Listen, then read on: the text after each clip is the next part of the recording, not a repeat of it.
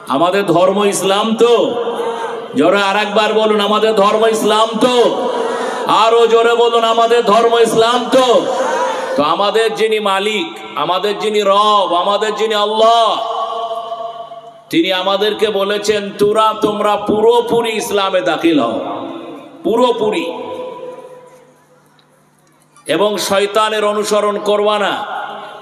তাহলে এখানে বোঝা গেল যে আমরা যারা ইসলাম ধর্মের অনুসারী আমাদেরকে পুরোপুরি ইসলামে আসতে হবে, শয়তানের অনুসরণ করা যাবে না। আর শয়তান হচ্ছে আমাদের প্রকাশ্য দুশমন। তাহলে আমাদের ধর্ম হচ্ছে ইসলাম,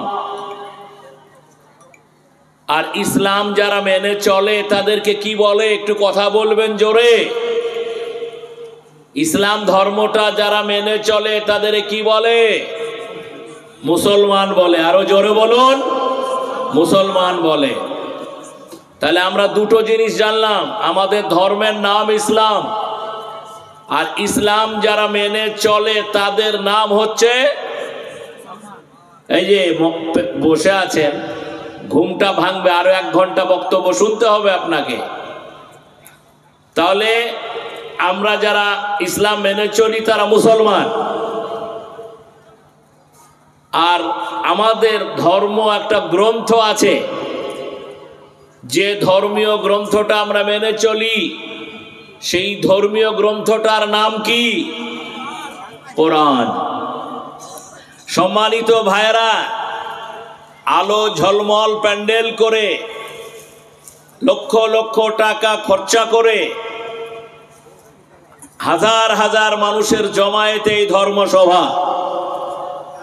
কেন? কি জন্য? আজকের পৃথিবীতে আপনারা যারা ইসলাম ধর্মের কথা শুনবার জন্য এসেছেন, সকলকে একটি জিনিস জেনে নিতে হবে, ইসলাম একটা আরবি শব্দ, এর বাংলা তর্জমা সরল অর্থ হচ্ছে পিস, শান্তি। তাহলে ইসলাম পৃথিবীতে এসেছিল শান্তি বিতরণের জন্য। শান্তি একদিন পৃথিবীতে ছিল না, চাহে আরব বলুন অনারব বলুন, পৃথিবীর কোথাও পিস ছিল না, শান্তি ছিল না। সেই শান্তিটা ছিল না আরবে।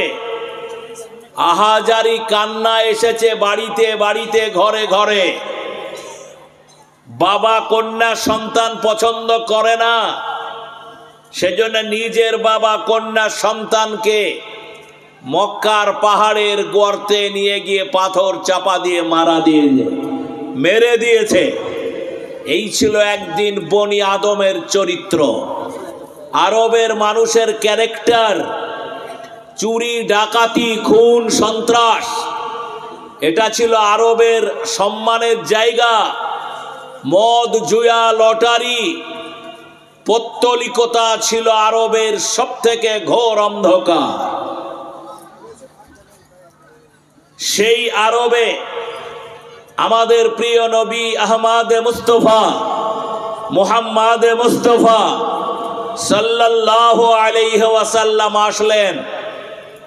40 বছর বয়সে নবুয়াতটা পেলেন, 63 বছর বেঁচে ছিলেন। 23টা বছরে আরবের দেশে নারী হত্যা বন্ধ হলো, নারী তার সম্মান ফিরে পেল। নবীজি বললেন, মায়ের পায়ের তলে সন্তানের জান্নাত। সম্মানিত সুধী মণ্ডলী, চুরি ডাকাতি সমাজ থেকে বিদায় নিল। মানুষের মনের মধ্যে এই বোধ জাগ্রত হলো, আমি যে অপরাধ করছি মরে গেলে জবাব দিতে হবে কিয়ামতের মাঠে। এই অনুভূতি থেকে আরব দেশে শান্তির বার্তা এলো, শান্তি প্রতিষ্ঠিত হলো। আমার প্রিয় জন্মভূমি ভারত, সভ্যতার লীলাভূমি, সেই ভারতের অবস্থা ছিল আরো করুণ। ছেলে মেয়ে বিয়ে হয়েছে, স্বামী মারা গেছে, ধর্মের নামে এই অপবাদটা একটি নারীর ওপরে চাপিয়ে দিয়ে বলা হয়েছে, তুমি সতীসাধ্বী নারী, এটা তোমারে প্রমাণ করতে হবে। সেজন্য স্বামীর চিতায় জীবন্ত একটা মেয়েকে ধর্মের নামে পুড়িয়ে মারা হয়েছে এই ভারতের মাটিতে। লাখো লাখো কন্যার কান্নায় শ্মশানে আওয়াজ উঠেছে। মায়েরা বলেছে, আল্লাহ, এ থেকে কি বাঁচার কোনো পথ আছে? এ তো গেল ভারত। ইউরোপ মহাদেশে ধর্মের নামে মানুষকে কেনাবেচা করা হয়েছে। কালো ধলোর যে লড়াই, সেই লড়াইয়ের ময়দানে ইসলাম যখন আসলো আল্লাহর নবীকে দিয়ে, পবিত্র কোরআন শরীফে আল্লাহ পাক বললেন, ওমা আরসালনাকা ইল্লা রাহমাতাল লিল আলামিন। আল্লাহ পাক বলেন, ওয়ামা আরসালনাকা ইল্লা রাহমাতাল লিল আলামিন। আমরা কয়েকটা ভুল করেছি। মুহাম্মদ সাল্লাল্লাহু আলাইহি সাল্লাম শুধু মুসলমানদের নবী নয়, মুসলমানরা ভুল করেছে। কোরআন শুধু মুসলমানদের নয়, গোটা পৃথিবীতে শান্তি প্রতিষ্ঠার জন্যে, সংহতি প্রতিষ্ঠার জন্যে আল্লাহ পাক কোরআন নাজিল করলেন গোটা বিশ্ব মানব জাতির হেদায়েতের জন্যে। এটা আমরা বুঝাতে ব্যর্থ হয়েছি।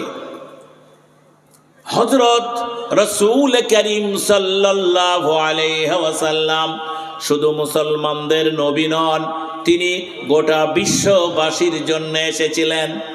তাই ইসলাম যে শান্তির বার্তা নিয়ে এলেন, এইটা দিকে দিকে যখন ছড়িয়ে পড়ল, জুলুমের অবসান হলো, জালেমের অবসান হলো, তাওহীদ প্রতিষ্ঠিত হলো, ইসলাম মানবতার জয়গান গেয়ে গোটা বিশ্বের দরবারে পৌঁছে গেল।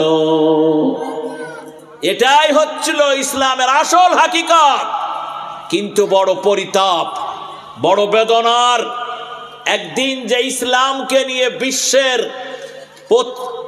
প্রতিষ্ঠিত রাজনীতিবিদ, প্রতিষ্ঠিত সাহিত্যিক, বুদ্ধিজীবী লোকেরা বলেছিলেন, ইসলাম জিনিসটা কি? আমার জাতির জনক মহাত্মা গান্ধী তিনি বলেছিলেন, তার বিখ্যাত একটা বই মাই লাইফ, সেই বইয়ে তিনি বলেছেন, বইটি এখনো মার্কেটে আছে, তিনি বলেছিলেন, আমার প্রিয় ভারত, পরাধীন ভারত, এই ভারতে ব্রিটিশ রাজ করে, মানুষের ব্যক্তি স্বাধীনতা নাই, দেশের স্বাধীনতা নাই। আমি যদি কোনোদিন এ দেশকে স্বাধীন করতে পারি, আমি পড়াশোনা করে দেখেছি হযরত মুহাম্মদ সাল্লাল্লাহু আলাইহি ওয়াসাল্লাম যেমন করে মদিনাকে চালিয়েছিলেন ইহুদি খ্রিস্টান মুসলিম সমন্বয়ে, তেমনি করে আমি ভারত চালাবো। সম্মানিত সুধী মণ্ডলী, ইউরোপের এক বিখ্যাত রাজনীতিবিদ বার্নার্ড শ তিনি বলেছিলেন, এই পৃথিবীতে আর কোনোদিন শান্তি আসবে না। আমি মনে করি আরব জাতির মাটিতে আল্লাহ রাব্বুল আলামিন যাকে বিশ্ব নবী করে পাঠালেন, তিনি পৃথিবীর সব অন্ধকার দূর করে দিয়েছিলেন। যদি আজকের পৃথিবীতে আবার শান্তি আনতে চায়, তাহলে হযরত মুহাম্মদ সাল্লাল্লাহু আলাইহি ওয়াসাল্লামের কোনো বিকল্প নয়। এটা ছিল বার্নার্ড শর কথা। প্রিয় ভাই ও বন্ধুরা, আজকে বড় পরিতাপের সাথে বলতে হয়, যে ইসলাম পৃথিবীতে শান্তি আনলো, সেই ইসলামকে আজকে বলা হচ্ছে অশান্তির নায়ক।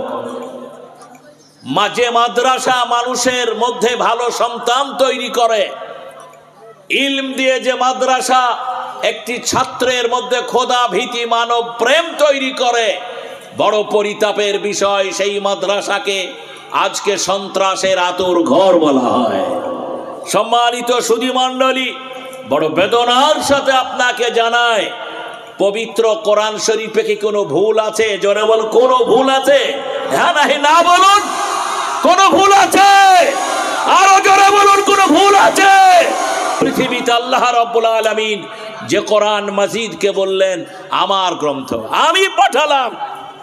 বড় পরিতাপ, বড় বেদনার, দুঃখের